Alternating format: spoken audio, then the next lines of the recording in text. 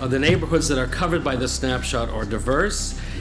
Each neighborhood has its own distinct personality, points of pride, areas of concern. Long Island City, Sunnyside, Woodside has helped drive economic revitalization and growth in this wonderful borough of Queens. Half of the residents here were born outside of the United States, largely from Latin America or Asia. Immigration fuels entrepreneurship, vitality, new ideas, so immigration is absolutely a strength for this community. 60% of the area's commuters use the Long Island Railroad or the subway.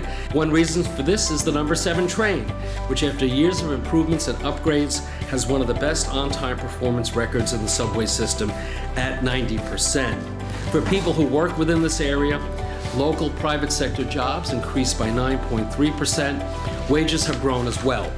The average wage paid locally in 2023 was $76,285, an increase of 26% from a decade earlier. It's particularly important that we track wages at a time of rising costs. We all know the issue of affordability is center stage, and all of our electeds are very focused on this. So that's why it's important we track what's happening as far as wage growth. Business growth was slightly higher than borough-wide and much higher than citywide numbers, reflecting the strong entrepreneurship in the area. Again, a hallmark of a community with a strong immigrant population. And I should say a hallmark of a community with strong small businesses. Our report also points out that this is a great part of the city and of Queens to visit.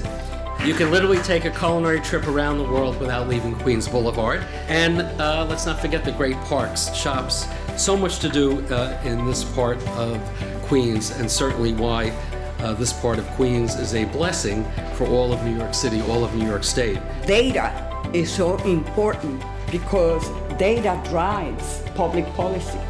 We cannot craft legislation in a vacuum. It got to be grounded on the unique needs of different communities.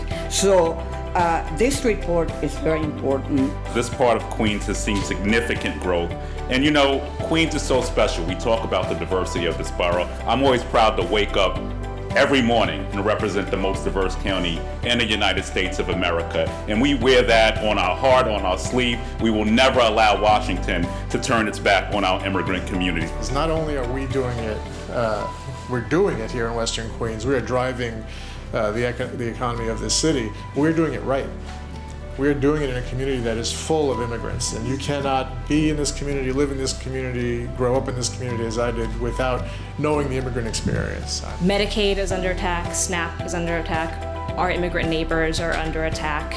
This deportation machine that the Trump administration has spun up is a disaster for our communities, a disaster for our families, and as we're seeing in this economic snapshot, a disaster for our economy too. This snapshot highlights the progress we've made in Western Queens, the job growth, the decline in crime, vibrant immigrant community driving our nation and our country and our city forward.